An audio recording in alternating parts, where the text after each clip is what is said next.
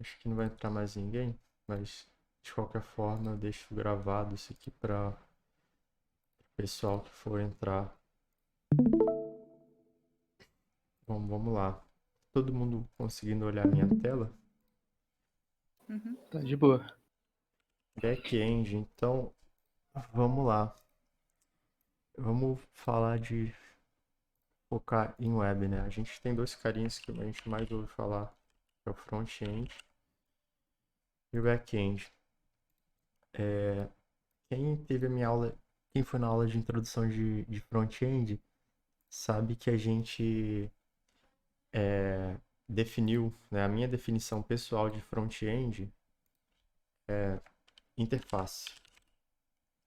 Interfaces são coisas que intermediam a interação do homem com a máquina. Por exemplo, o teclado do computador, o mouse, o monitor, a tela do seu celular, um interfone é uma interface. Então, tudo que intermedia a interação do homem com a máquina de alguma forma é interface, né? E uma página web nada mais é do que isso. Através de HTML, né, que é uma linguagem de marcação. Beleza. E então, de uma forma bem simples, front-end é interface. E o que é back-end, né? É, e é muito engraçado, tem umas fotinhos de meme que o pessoal coloca, geralmente a frente de um quadro, o que está atrás do quadro. Geralmente o front-end é tipo assim, uma sereia, parece uma sereia, depois você vê que é um dragão. Mas na real, back-end é só um sistema, né? É um sistema, digamos que dinâmico. Simples assim. Então, antigamente, a web era estática. Vou colocar aqui em cima, antigamente. A maioria das páginas que a gente tinha na web, elas eram arquivos estáticos. E conforme o tempo foi passando, né? E a gente teve um marco que a gente chamou de Web 2.0, que era uma coisa meio intangível, né? Mas a gente só entendia que a Web 2.0 ela era, de uma certa forma, o usuário conseguindo interagir com os sistemas, né? Web. Hoje em dia a gente tem app e tal, a gente tem interfaces nativas, né? Tanto Android e iOS, para a gente interagir com o sistema. Só que a web, ela se tornou uma coisa muito mais dinâmica, né? Por exemplo, na época do Fotolog, você conseguia subir uma foto, alguém conseguia comentar na sua foto, aí surgiu o Orkut, né? E isso bem das antigas mesmo, isso no contexto do Brasil, tá? Porque obviamente cada lugar do mundo teve o seu, enfim, a sua rede social, os seus respectivos sistemas e tal. E o back-end, ele tá aqui para tornar o front-end dinâmico, né? Porque, na verdade, o front-end, ele só exibe as coisas que estão no back-end. Então, back-end é o cara onde tem o banco de dados, né? Vou chamar aqui de DB. Onde tem a lógica do negócio, vou chamar de L.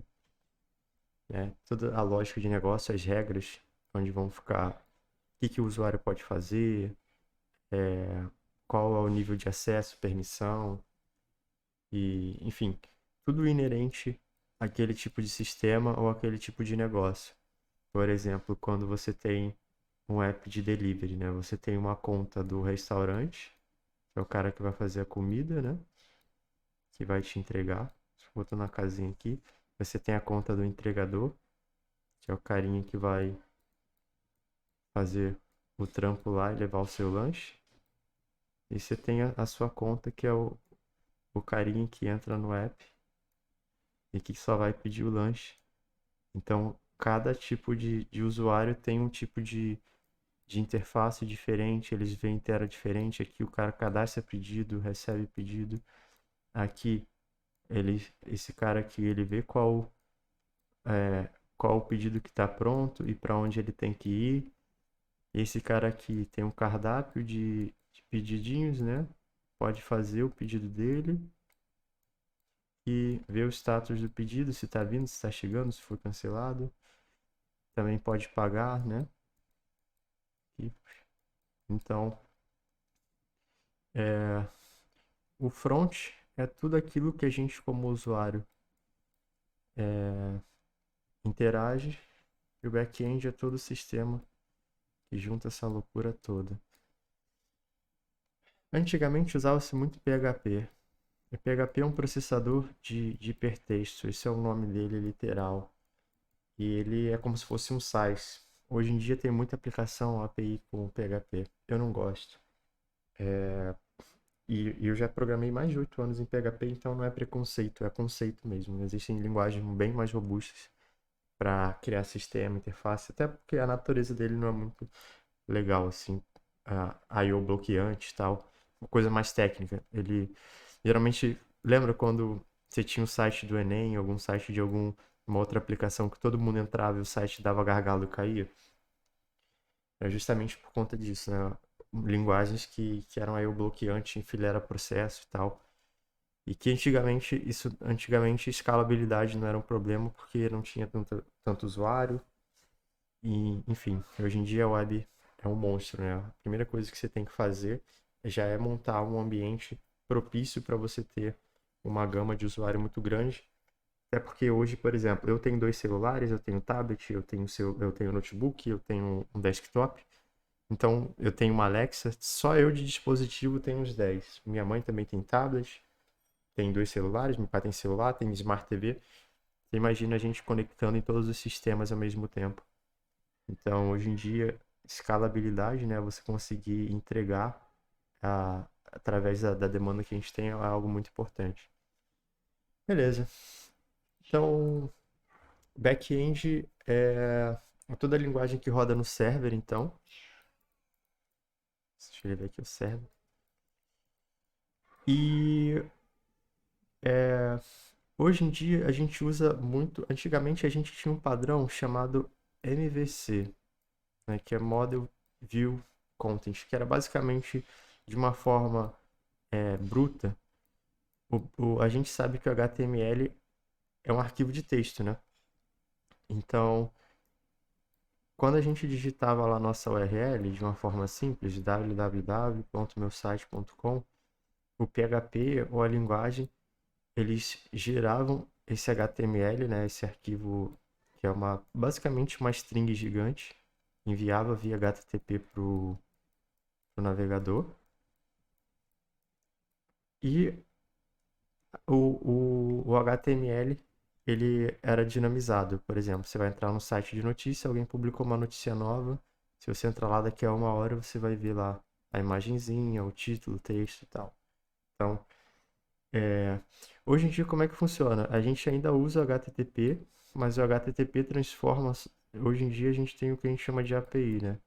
Que é Application Program Interface, que é como se fosse um controle remoto, de uma forma simplificada.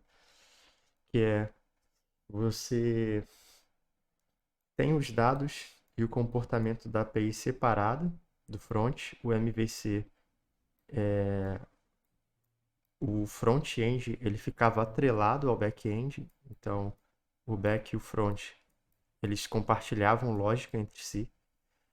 E quando a gente teve um modelo de API, a gente migrou para o modelo de API, a gente pode fazer o conteúdo ser todo dinâmico apenas com JavaScript, tudo no front, ou a gente pode usar alguma linguagem server-side, né, back-end mesmo, e renderizar, mas a gente vai usar ela só como um cara que vai consultar uma API. Eita, o gato ficou doido. Calma, neguinho. Fica aí. Tá de boa. Beleza. É, hoje em dia, o Node está na moda. O Node, ele é o que a gente mais usa para fazer API porque é em JavaScript, é muito produtivo e acaba que se você está programando front e back, você não precisa trocar aquela chave mental, né? Tipo, você está programando em duas linguagens diferentes. Obviamente, você só tem que se ligar que você está programando Node, você tem um ecossistema diferente, né? O JavaScript pro navegador, tudo é escopado no Windows, enfim, tem diversas coisas que não tem no Node e o Node tem diversas coisas que não tem no navegador. Então existe essa diferenciação. Quem trabalha com Next, React, geralmente isso acontece debaixo dos panos. Então, para quem não pegou o início, não fica tão óbvio de aonde o JavaScript está rodando no servidor, onde ele está rodando no, no cliente, no caso, no navegador.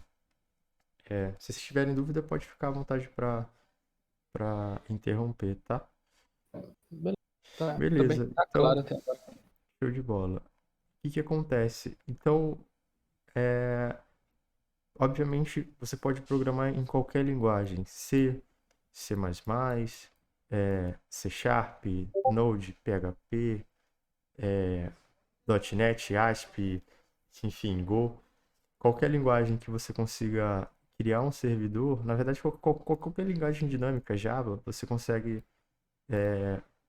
ter um ambiente onde você consegue fazer um servidor para prover algum serviço HTTP ou até mesmo real-time, né? Socket, WebSocket, que são tecnologias, por exemplo, quando você vai fazer um serviço de chat, né?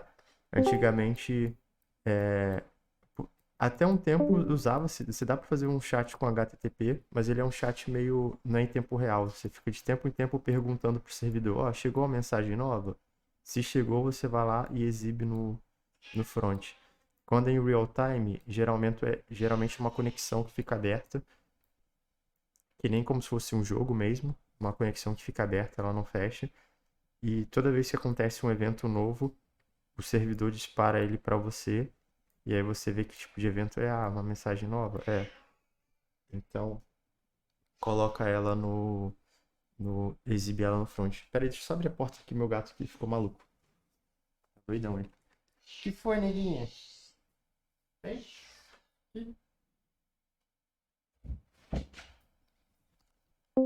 Não sei se vocês perceberam, mas gato, quando quer alguma coisa, ele te convence. E é de você não Uhum. faça. E aí, Lucas, beleza, cara? Então, eu tô aqui Lucas é fazendo. back-end. Lucas é o Mano Beck. Tô aqui fazendo os rabiscos do mal. Beleza, o que a gente precisa para aprender back-end? Lógica de programação, lógica. A gente precisa entender o básico sobre HTTP.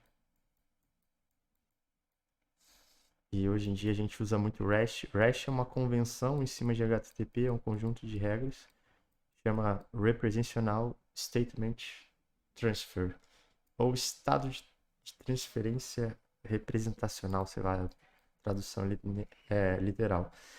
Certo. Quando eu tava vendo, eu cheguei a ver banco de dados bem por cima, e a lógica que ele usa é diferente do que se usa, Então, sei lá, no JavaScript. banco de dados, de uma forma simplista, a gente tem, é, duas segmentações, eu não sei qual o termo correto, mas a gente tem o banco de dados relacional, que já é explicativo, né? Vou chamar relacional, eu vou botar aqui o NR, né? De não relacional.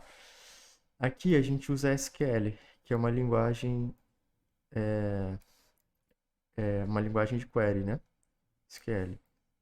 No relacional, a gente geralmente trabalha com uma interface, que geralmente são funções.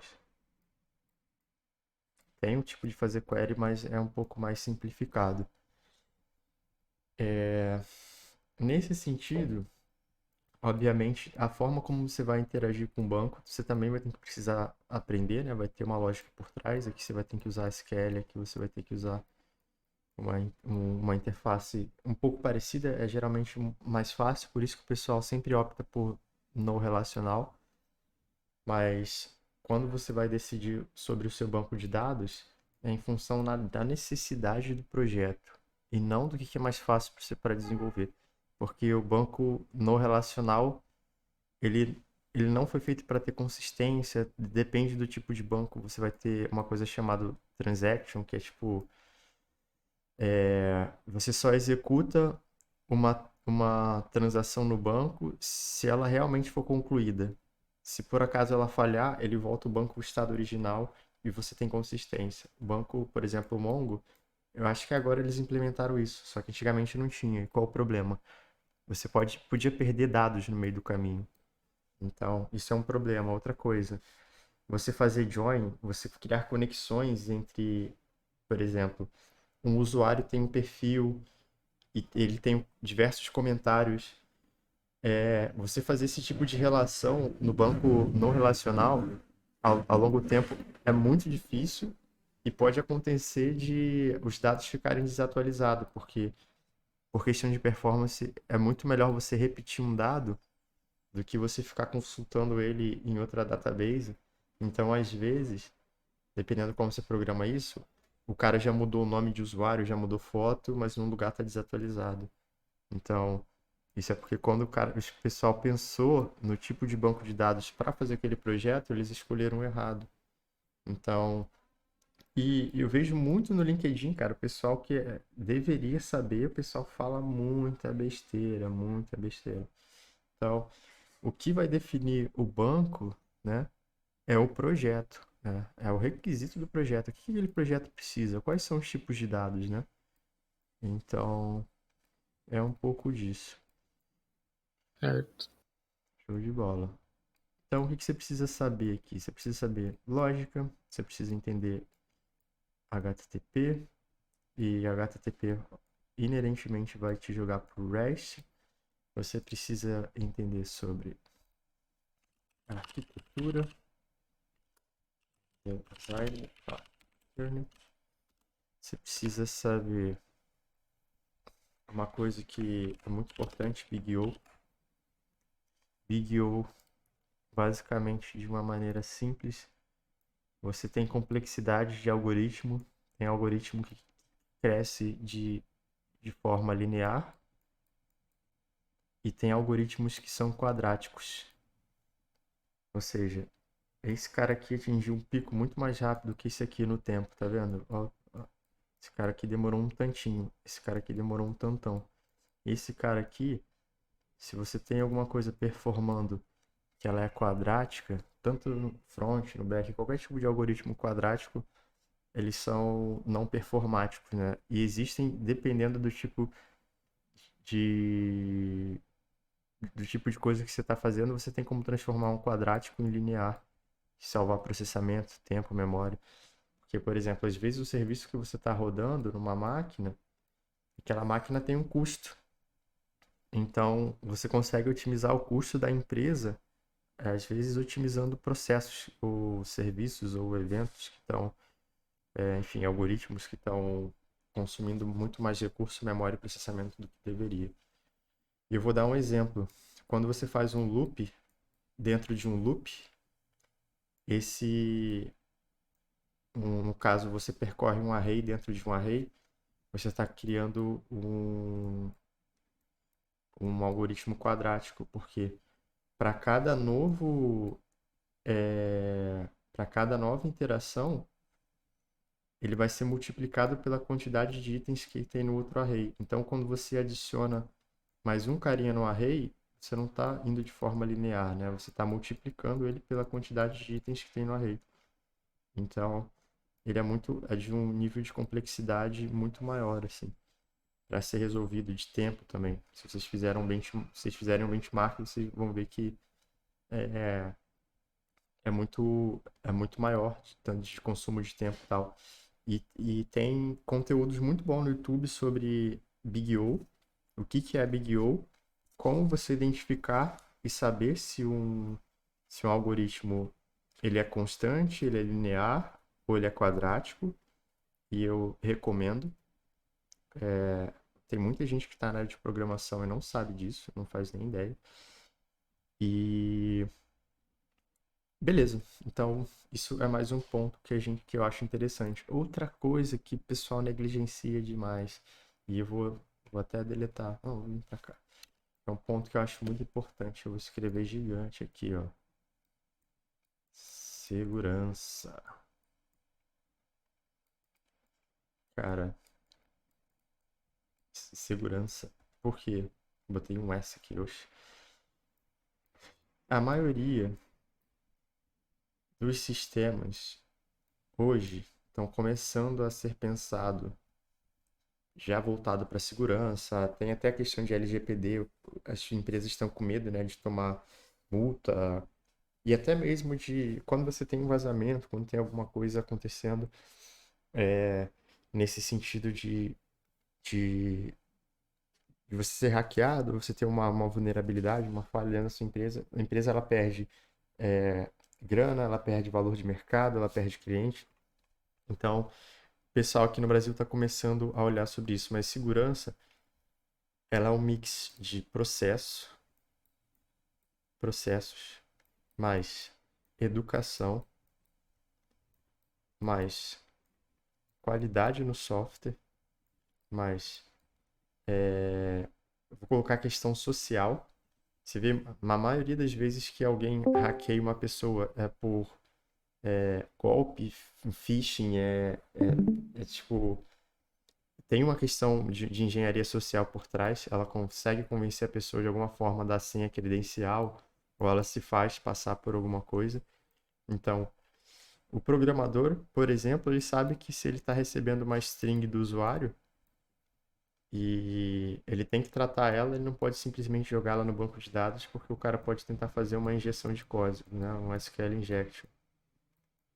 SQL injection. A maioria das linguagens de programação, lib, ORM, para lidar com banco, eles já tratam esse tipo de coisa. Mas não adianta nada você ter um sistema ultramente protegido se você tem um usuário debilóide. Então, é muito comum idoso, pessoas que não são heavy user, cair em golpes, né? Por exemplo, qual é a maior vulnerabilidade do Pix? A maior vulnerabilidade do Pix é ele ser instantâneo. Por quê? Porque se tem alguém que consegue te engalbelar, por exemplo, um golpe muito comum que tem acontecido com os idosos é alguém pega um número qualquer, coloca a foto do filho do idoso ou de alguém que o idoso ama, aí manda uma mensagem lá no WhatsApp: Mãe, tô precisando de R$ 50 aqui rapidão, esqueci o dinheiro da passagem, faz um Pix aqui pra essa chave. Aí o idoso fala: Ô meu filho, nem vê que o número é diferente, olha pela fotinho, sabe? Uhum. Aí fala: Ô meu filho, vou fazer o Pix. Aí vai lá, dá cinquentão pro presidiário encher a bunda de crack.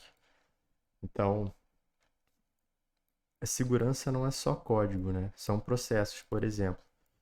Vamos supor que você tem um notebook da sua empresa. Você ganhou lá, que nem todo mundo no LinkedIn fica postando. Ah, meu primeiro dia na empresa.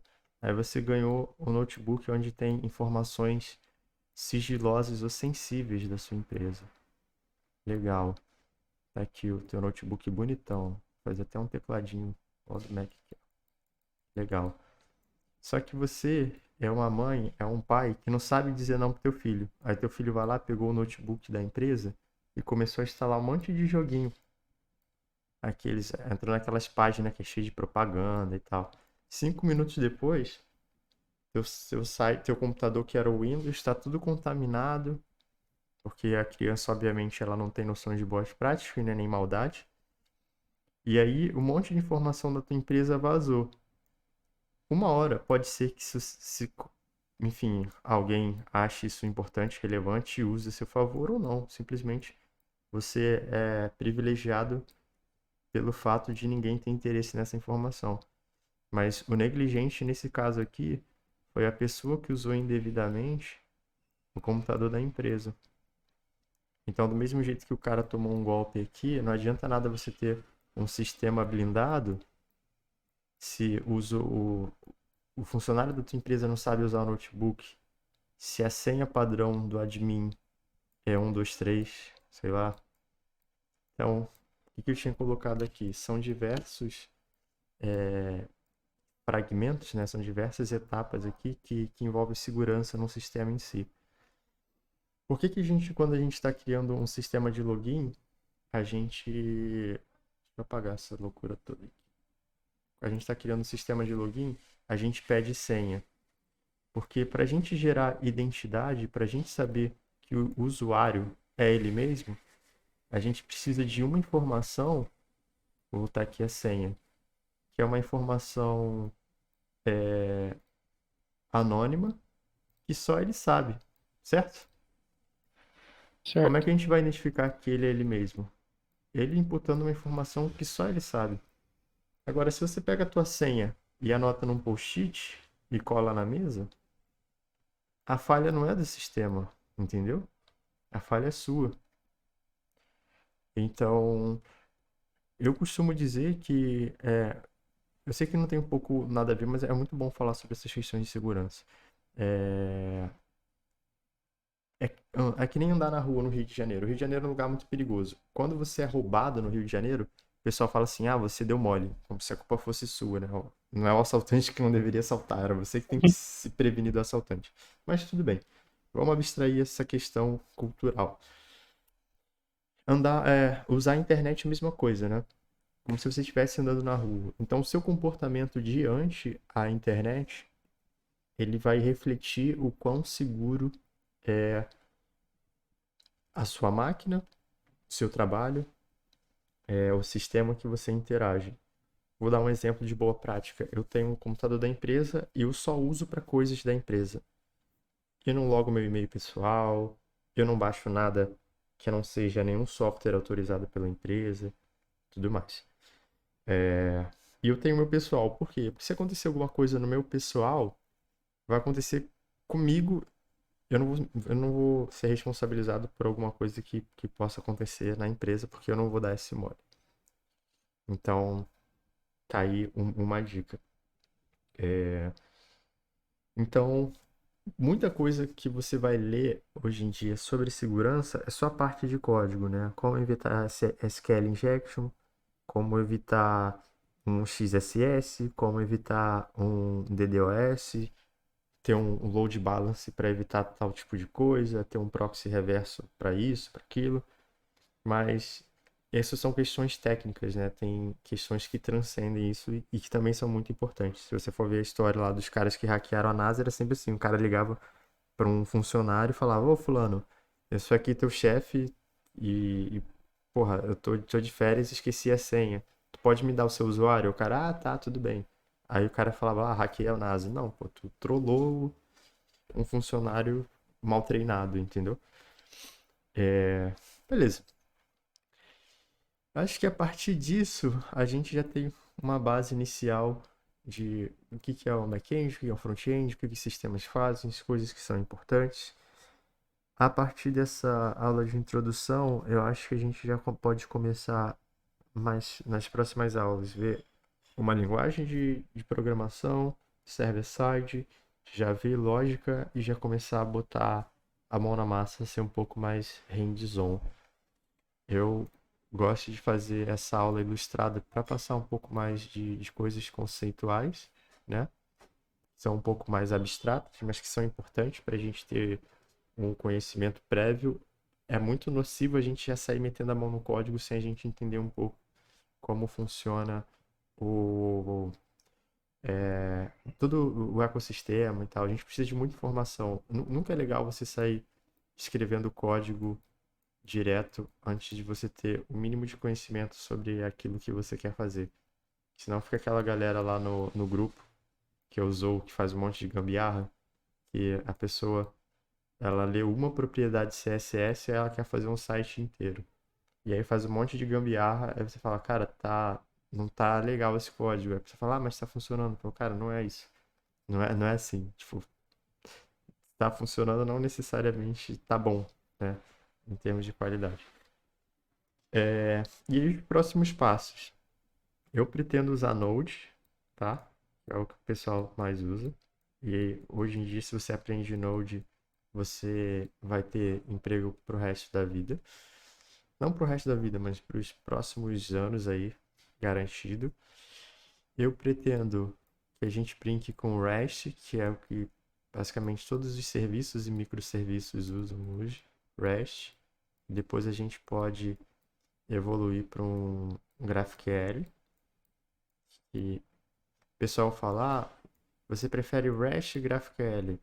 GraphQL é uma linguagem de query que roda em cima do REST, então eles não competem. Quando a pessoa fala isso, ela tá sendo bem amadora, assim.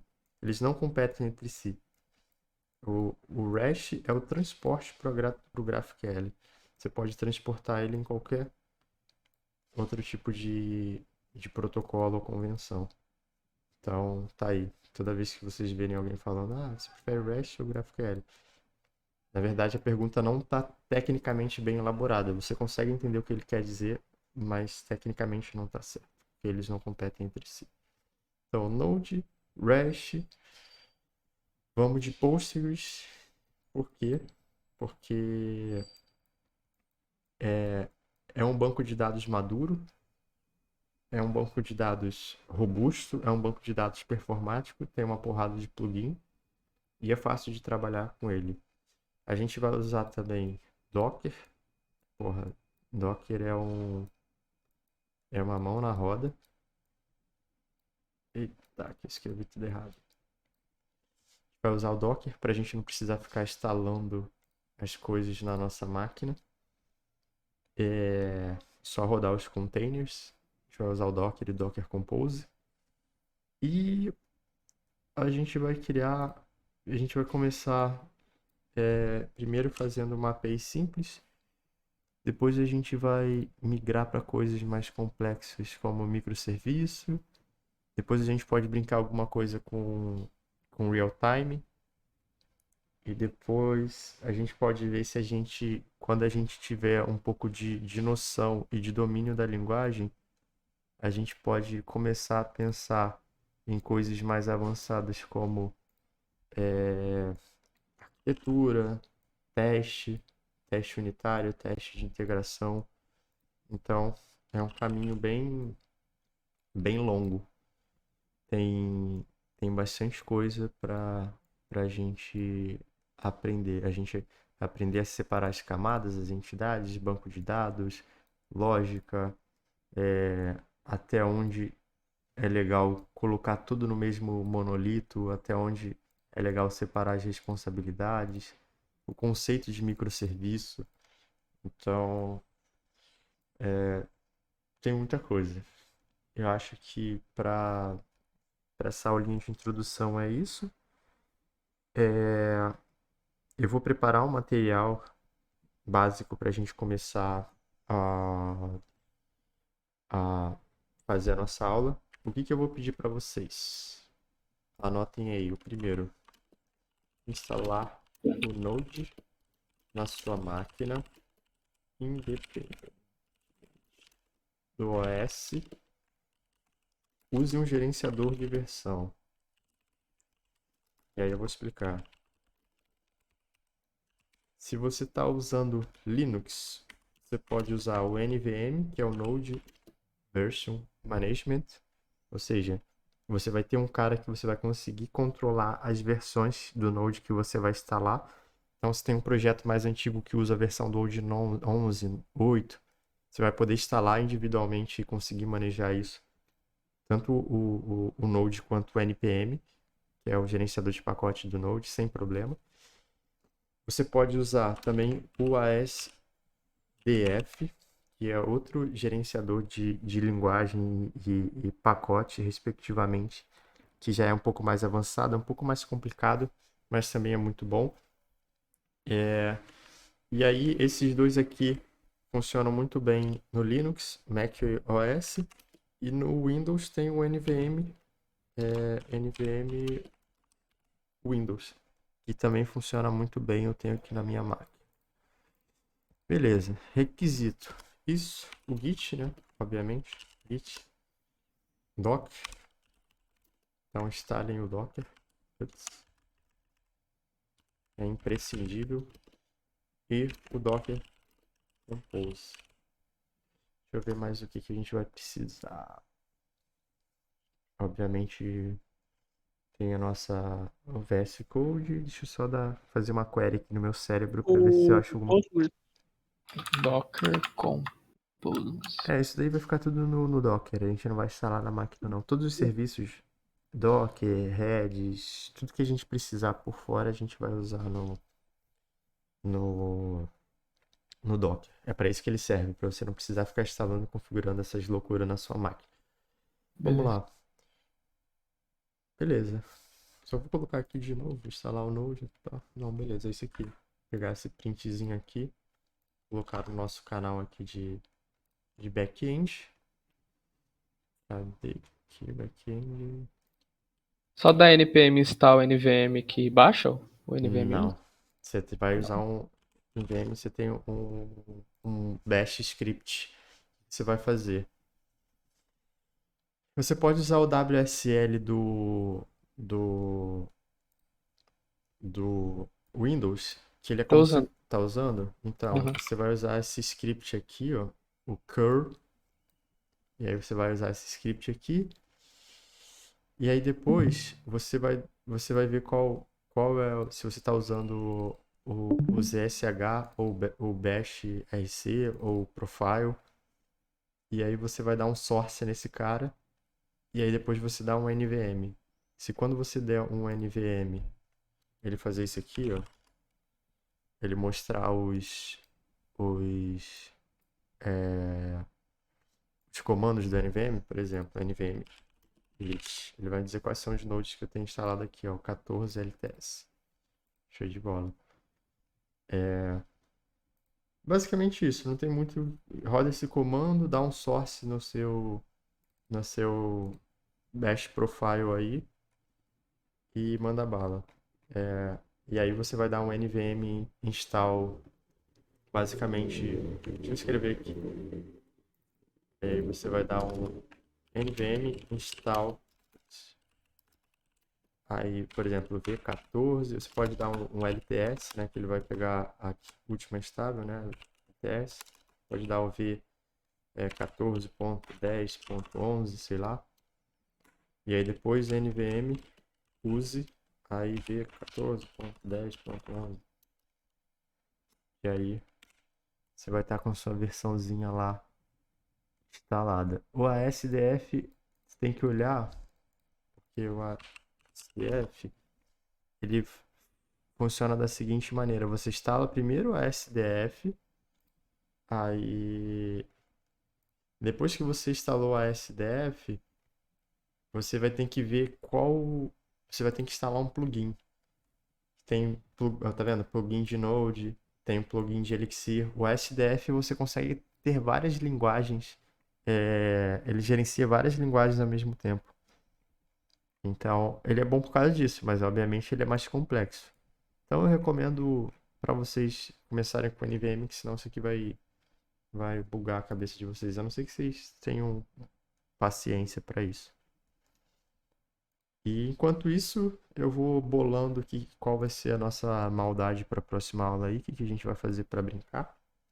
E aí, quando eu tiver alguma coisa legal, talvez ainda essa semana, até sábado, sei lá, a gente faz a próxima aula, pode ser? Pode ser. Então, fechou. Cara, pode ser. Show de Tu bola. consegue passar a aula ainda hoje? Que eu perdi boa parte dela, tô fazendo as coisas. Consigo, eu vou upar.